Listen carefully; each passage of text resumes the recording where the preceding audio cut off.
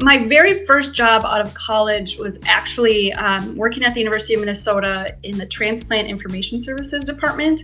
And it was, transplant in and of itself is just incredibly innovative and exciting.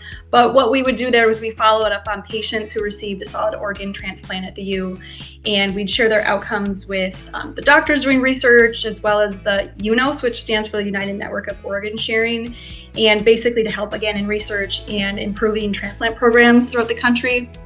And it was probably one of my favorite jobs ever, actually, just because we did see firsthand the impact of, I know transplantation was an old surgery back then even, but taking someone's organ and putting it into somebody else and seeing how their life can change from that. And I think that for me was a really great starting point of seeing innovation and healthcare collide. But then after that job, I moved to Boston Scientific, where I got to see the corporate side or the industry side of clinical innovation.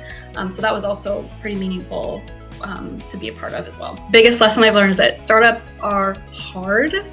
They are incredibly lonely at times and discouraging.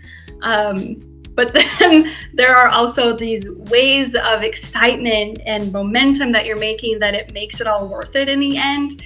But also just to not dwell on those down so much and to find that positive experience or the positive outcome from that negative experience. So for me, it's all about just resiliency and taking criticism, or when you're pitching to an investor and they might not agree with your mission, or they might not be aligned with you, or they might ask some really tough questions, but to take that feedback that they give, to harness it and to learn from it and to help that push us forward, I think has been just that